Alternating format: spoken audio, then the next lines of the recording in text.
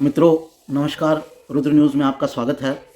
मैं आज के टॉपिक के साथ हाजिर हूँ। आज हम चर्चा करेंगे आरएसएस के प्रमुख मोहन भागवत के एक इंटरव्यू की। अब हिंदू इतना जागृत हो चुका है कि उसने मोहन भागवत को भी जागृत कर दिया है। मोहन भागवत, आपको याद होगा, पिछले दिनों में जो मुस्लिम धर्मगुरु हैं, जो मौलाना हैं, उनके द्वारे द्वारे चक्कर लगा रहे थे और कौन सा गणित बना रहे थे जो समझ में नहीं आया। उस घटना के बाद आरएसएस के प्रति लोगों का मोह जो है वो भंग होने लगा, और ख़ास तौर से मोहन भागवत के प्रति, कि ये हिंदुओं के संगठन को किस दिशा में ले जा रहे हैं। आरएसएस को मूलतः एक हिंदू संगठन है और हिंदू एकीकरण के लिए बनाया गया था, और जब हिंदू एकीकरण होना शुरू हुआ तो आरएसएस को नए ख्वाब सूझने शुरू हो गए कि भाई इसको भी साथ लें, इसको भी साथ लें और हिंदू एकीकरण छोड़ दें। बजाय इसके कि इस मौके का फ़ायदा उठाते, जब हिंदू जागृत है, और उस एकीकरण को और बढ़ाते, तेज़ी से बढ़ाते और देश को हिंदू राष्ट्र की तरफ ले जाते, बजाय उसके उन्होंने हिंदू राष्ट्र की परिभाषा ही चेंज कर दी कि हिंदू राष्ट्र तो है ही, इसे डिक्लेयर करने की ज़रूरत नहीं है। तो भाई इतने सालों तक क्यों माथा ख़राब कर रहे थे? हिंदू राष्ट्र था तो आपकी ज़रूरत क्या थी? ज़रूरत थी ना, तभी तो इस संगठन को बनाया गया। अब जब हिंदू राष्ट्र बनने के करीब आया तो इनकी परिभाषाएं बदल गई, ये नए नए द्वार खोजने लगे। तो इसकी खासी प्रतिक्रिया हुई और संघ का जो मान सम्मान था वो जनता की नज़र से उतरने लगा। इसका परिणाम चुनावों में भी हुआ। ये मत सोचिए कि ये सामाजिक संगठन है, ये पॉलिटिकल संगठन है, हम अगर जनता को दिखाएंगे कि हम अलग अलग हैं तो जनता समझ जाएगी। जनता समझदार है, जानती है कि आपका एजेंडा सामाजिक भी है, आपका एजेंडा राजनीतिक भी है, हमको मालूम है। और सत्ता में परिवर्तन जो है और जो संरक्षण के नए रास्ते हैं, पहले वो रास्ता राजा होता था, आज की समय में चुनी हुई सरकार है, यानी राजनीति ही वो रास्ता है जिससे आप तेज़ी से समाज में परिवर्तन ला सकते हैं। सामाजिक परिवर्तन से कुछ नहीं होता है। सामाजिक परिवर्तन, बहुत परिवर्तन ला पाए हों ऐसे, उसमें सैकड़ों साल लगते हैं। तो जब हिंदुओं ने एकत्रित होकर, जागृत होकर एक राजनीतिक संगठन खड़ा कर लिया, तो आप अब उससे मुंह क्यों मोड़ रहे हैं? आपकी जो राजनीतिक सत्ता है वो उससे मुंह क्यों मोड़ रही है? अब आपको नए नए द्वार खोजने की क्या ज़रूरत पड़ी है? तो जागृत हिंदू ने मोहन भागवत को भी एहसास दिलवा दिया कि अगर आप इस पथ से भ्रष्ट होंगे जो हिंदू एकीकरण और हिंदू राष्ट्र का पथ है, तो आपको भी छोड़ दिया जाएगा। तो हो सकता है कि कुछ समय के लिए हिंदुओं को कष्ट हो, लेकिन हिंदू एक नया संगठन खड़ा कर लेंगे। मैं अपनी बात को पुष्ट करते हुए बताता हूं कि जिन दिनों सर तन से जुदा के नारे चल रहे थे, उन दिनों आपने देखा कि आरएसएस या इसका कोई संगठन हिंदुओं के पक्ष में खड़ा हुआ हो? आम जनता पर छोड़ दिया गया।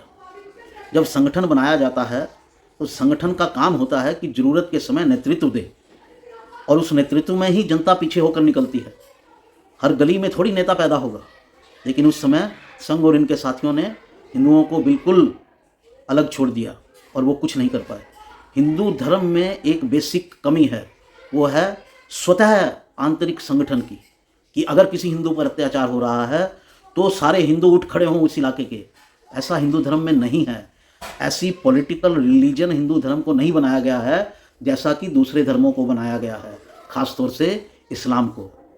तो ये बात आरएसएस को समझनी होगी। तो अभी भी मैं आपको इसका एक उदाहरण देता हूँ।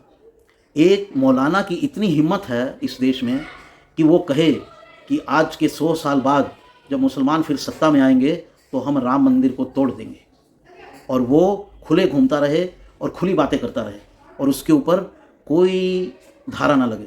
ये इस सरकार की स्थिति है, यानी, और ये इस संगठन की स्थिति है। अगर एक साधु कुछ बोल देता है जो खतरे बिल्कुल जायज़ हैं उनके ऊपर, तो उसको धाराएं लगाकर घर में बंद कर दिया जाता है या जेल में डाल दिया जाता है। लेकिन एक मौलाना की इतनी हिम्मत, वो कह रहा है कि मैं तोड़ दूंगा 100 साल बाद जब आएगा। तो उनका एजेंडा स्पष्ट है, वो घृणा नहीं फैला रहा है, सिर्फ हिंदू ही घृणा फैला रहा है। तो ये बात अब एक जागृत हिंदू ने मोहन भागवत जी को समझा दी है कि आप भी पथभ्रष्ट होंगे तो आपका भी बहिष्कार कर दिया जाएगा।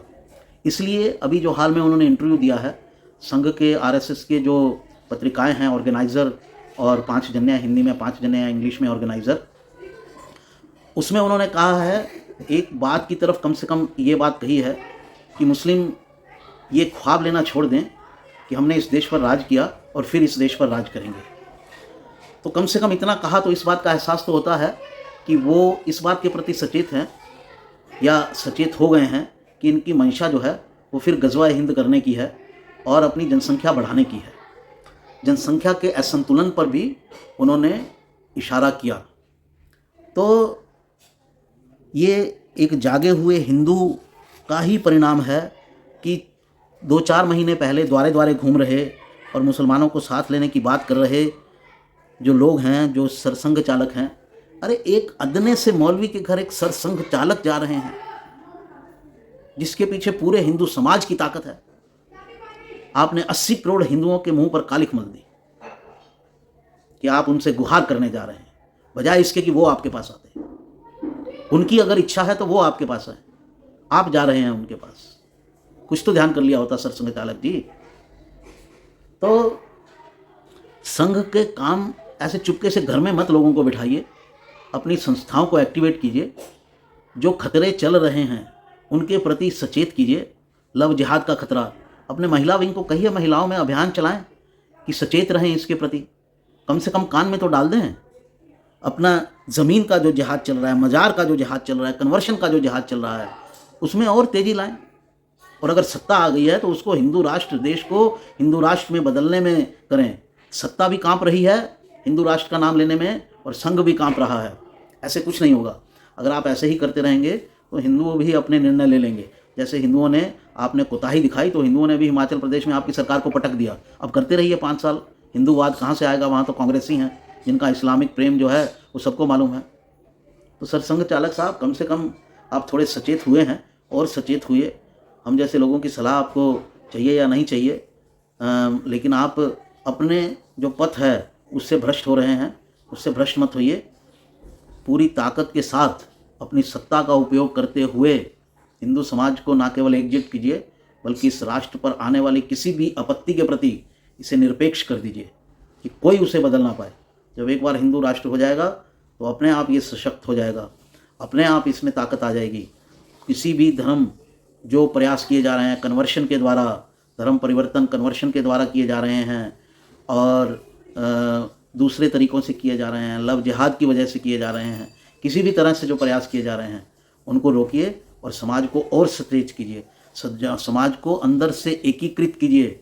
समाज में ऐसी ऊर्जा लाइए कि वो स्वतः स्फूर्त होकर विरोध करे गलत बात का, ना कि आपका पीछा देखे और आप जिस दिन अपना मूड बदल लें। आपने तो यहाँ तक कह दिया था, सुना है कि हमने हिंदू समाज का ठेका ले रखा है। तो मत लीजिए ठेका, फिर क्यों ले रहे हैं? संगठन को डिसबैंड कर दीजिए। तो सरसंघ चालक जी, अपनी दशा बदलिए और जिस काम के लिए डॉक्टर हेडगेवार ने, गुरुजी ने इस संगठन को बनाया है उसमें जो ज़रूरी परिवर्तन है वो तो लाइए, लेकिन अपने मूल मकसद को मत भूलिए। आपका मूल मकसद हिंदू राष्ट्र ही है और जब तक हिंदू राष्ट्र कहने से नहीं होगा, जब तक इसकी घोषणा नहीं हो जाएगी, एक ऐसा हिंदू राष्ट्र जिसमें हर धर्म के लोग रह सकते हैं स्वतंत्रता से, लेकिन अन्य धर्मों के लोग हिंदू संस्कृति पर हमला नहीं कर सकते किसी भी तरह से, किसी भी तरह के जिहाद से। ये है उस हिंदू राष्ट्र की परिभाषा जो घोषित रूप में होना चाहिए, ना कि सिर्फ कहने को। उम्मीद करता हूँ कि जागृत हिंदू समाज आपको और भी जगा देगा और आपकी संस्थाओं को जो खाली पीली समय व्यर्थ कर रही हैं उनको किसी सकारात्मक काम में लगाएगा और देश को हिंदू राष्ट्र के रास्ते पर ले जाएगा। अपनी राजनीतिक सत्ता के माध्यम से देश ज़्यादा इंतज़ार नहीं करेगा कि 10 साल हो गए हैं और 10 साल ऐसे लटकाते रहिए। एक यूसीसी तो आप ला नहीं पा रही है आपकी सरकार, यूनिफॉर्म सिविल कोड। आप कह रहे हैं जनसंख्या का प्रॉब्लम है, सरकार उस पर कुछ कर नहीं रही है। तो अपने बंदों में भी हिम्मत लाइए और हिम्मत वाले बंदों को राजनीतिक क्षेत्र में भेजिए जो हिम्मत के साथ एजेंडा लागू कर सकें, ना कि छोटी छोटी बातों पर डर कर चुप कर बैठ जाए। साथियों, ये था मेरा आज का वीडियो। इस बात को, जो बातें मैंने इस वीडियो में कही हैं, बहुत सारे लोगों को हर्ट कर सकती हैं, लेकिन ये बातें मैं शुरू से कहता रहा हूँ कि कोई सॉफ्ट एजेंडा नहीं चाहिए। और आपको एक चीज़ और बता दूं, ये सॉफ्ट एजेंडा राहुल गांधी ने पकड़ लिया है। आप भी सॉफ्ट एजेंडे के साथ रहेंगे तो आप में और राहुल गांधी में कोई अंतर नहीं रहने वाला है। सत्ता चाहिए तो एजेंडे को सुदृढ़ कीजिए और उस सुदृढ़ एजेंडे से आगे बढ़िए। साथियों, उम्मीद करता हूँ आपको मेरा वीडियो पसंद आया होगा। पसंद आया हो तो इसे शेयर कीजिए। ये समाज में संघ के आगे की जो धारा है उसे फैलाने में मदद करेगा। और संघ जो चुप चुप के घर में घुसने की कोशिश कर रहा है और हिंदुओं को बरगलाने की कोशिश कर रहा है, उस बरगलाने में नहीं आना है। इस विचार को फैलाना है कि घोषित रूप से हिंदू राष्ट्र होना चाहिए। ये शक्ति श्रीनगर से लेकर कन्याकुमारी तक, और इसमें बाधाएं आएंगी, उन बाधाओं को पार पाना है, ताकि उन बाधाओं से हार माननी है। साथियों, मेरे चैनल को सब्सक्राइब कीजिए, नोटिफिकेशन की बेल ज़रूर दबाइए, लाइक कीजिए, मेरे वीडियो को शेयर कीजिए। नए टॉपिक के साथ आपके सामने फिर हाजिर होता हूँ। नमस्कार।